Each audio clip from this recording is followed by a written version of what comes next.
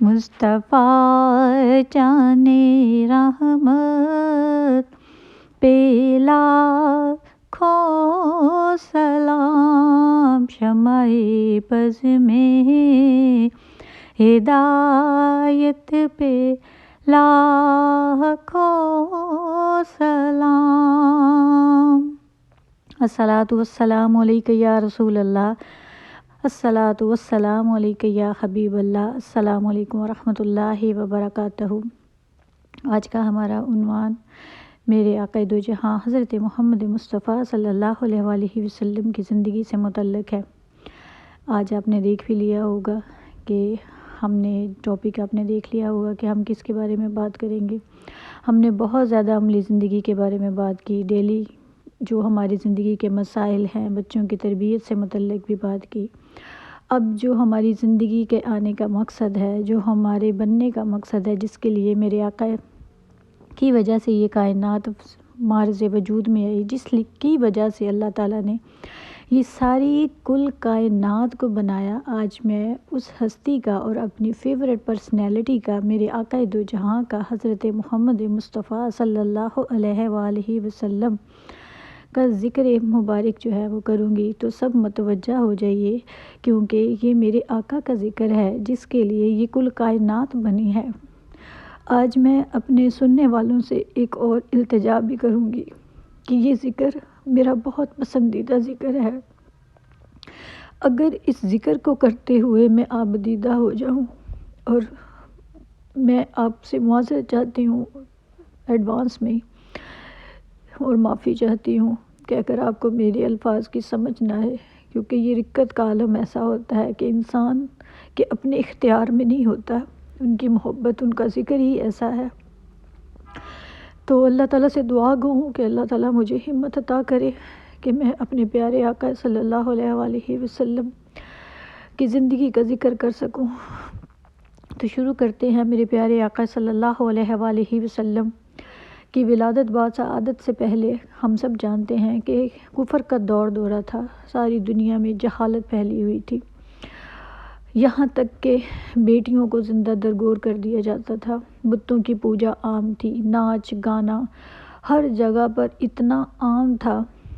کہ کوئی بھی برائی کو برائی نہیں سمجھتا تھا، یہاں تک کہ غریبوں، محتاجوں، مسکینوں اور یتیموں کا بھی کوئی والی نہیں تھا۔ لیکن میرے آقا دو جہاں حضرت محمد مصطفیٰ صلی اللہ علیہ وآلہ وسلم کی ولادت بعد سعادت نے ان تمام مظلوموں پر اور ان یتیموں کے سروں پر ہاتھ رکھا جن کا کوئی والی اور وارث نہیں تھا، اور وہ بیٹیاں جن کو زندہ درگور کر دیا جاتا تھا، اور جس دقیانوسی کی زندگی میں بھائیوں کی بیٹیوں سے نکاح اور شادی کر دی جاتی تھی۔ لیکن میرے آقا دو جہاں صلی اللہ علیہ وآلہ وسلم کی آمد کے بعد اور اسلام کے بعد بیٹیوں کو بھی اللہ تعالیٰ نے عزت عطا فرمائی، عورت کو ایک مقام ملا۔ تو یہاں پر ایک مجھے بہت ہی خوبصورت شعر یاد آتا ہے میرے آقا دو جہاں حضرت محمد مصطفیٰ صلی اللہ علیہ وآلہ وسلم کی زندگی کے لیے، کہ جو کہ سب بیٹیاں اپنے پیارے آقا کے لیے سن کر اور سوچ کر کہتی ہوں گی، جو ان کے دل سے الفاظ نکلتے ہوں گے، اور وہ ہر کمزور انسان اور بے بس انسان اور لاچار انسان جس کو آ کر میرے آقا دو جہاں حضرت محمد مصطفیٰ صلی اللہ علیہ وآلہ وسلم نے تھام لیا، اور جن کے آنے کی وجہ سے اس کو عزت ملی اور ان کا سہارا مل گیا، تو وہ سب یہی کہتے ہوں گے، تیرا آونا ساڈے کم آیا، تیرا آونا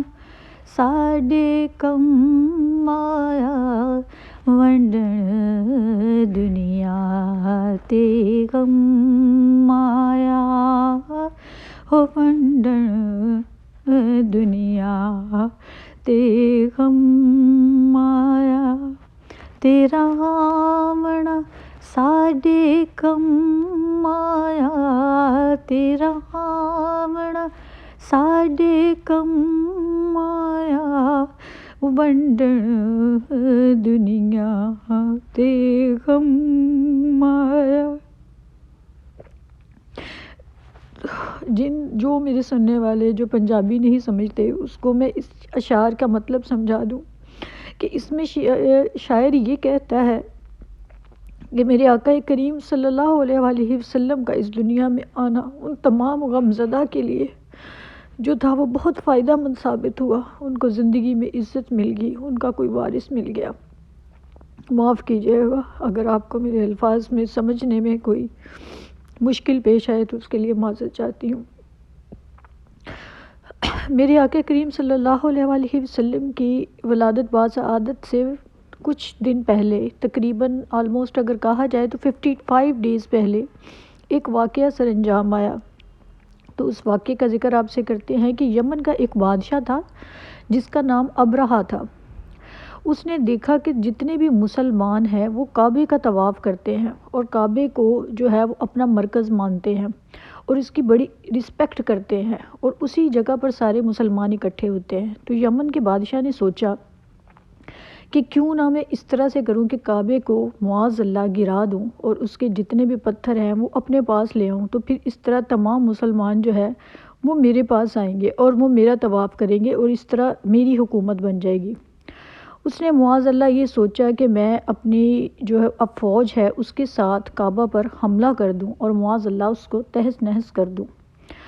اس نے جیسے ہی یہ پلان بنایا تو اس نے کیا کیا، اس نے اپنی افواج اکٹھی کی، اپنی فوج اس نے اکٹھی کی اور اس نے مکے کی طرف کا جو تھا وہ رخ کر لیا اور مکے کی جانب جو ہے وہ وہاں پر جا کر اس نے پڑاؤ ڈال لیا۔ اور ہم نے اب دیکھا ہے کہ جب بھی کسی فوج کا کسی دوسری فوج کے ساتھ مقابلہ ہوتا ہے تو ہمیشہ برابری کے ساتھ مقابلہ کیا جاتا ہے۔ جو بھی فوج ہوتی ہے، جیسے کہ ہم دیکھیں کہ اگر آرمی کے ساتھ مقابلہ ہوگا دوسری کسی مخالف فوج کا تو وہ آرمی ہی اس کا مقابلہ کرے گی، اگر نیوی ہے تو نیوی ہی کرے گی۔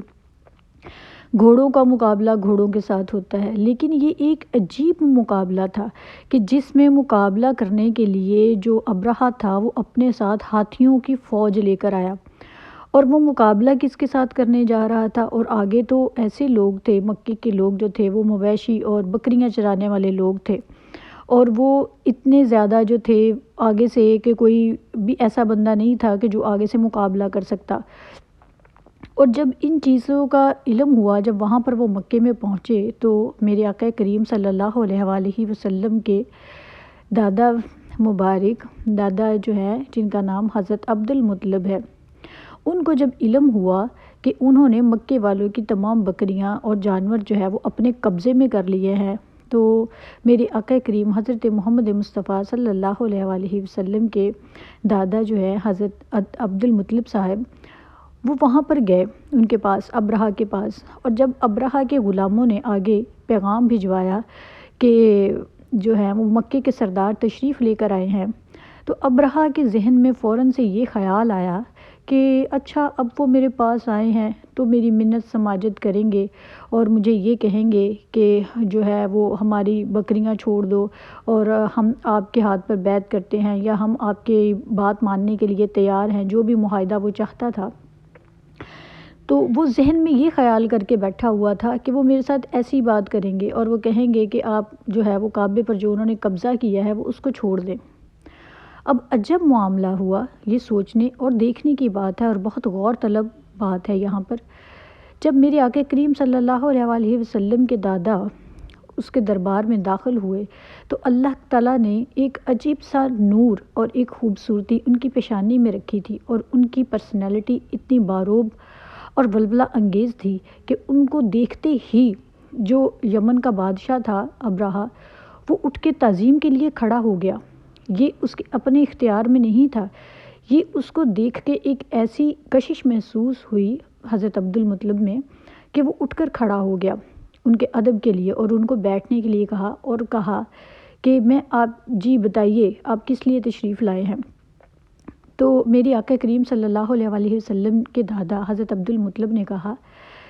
کہ میں یہاں پر اس لیے آیا ہوں کہ آپ نے مکے کے جتنے بھی لوگ تھے ان سب کی بکریاں جو ہے اور جانور جو ہے وہ اپنے قبضے میں کر لیے ہیں، تو میں ان کی بات کرنے آیا ہوں کہ آپ ان کا قبضہ چھوڑ دیں تاکہ سب لوگ جو ہے وہ اپنے کام جو ہے وہ آسانی سے کر سکے اور ان کے جانور چھوڑ دیں، کیونکہ ان کی گزر بسر ان جانوروں کے ذریعے ہی ہوتی ہے۔ ابرہہ آگے سے بہت حیران اور تعجب سے کہتا، حیرانگی کے ساتھ کہتا، میں تو یہ سمجھا تھا کہ آپ مجھ سے یہ بات کہیں گے کہ آپ کعبے کا طواف چھوڑ دیں، بلکہ آپ نے تو ایسی بات ہی نہیں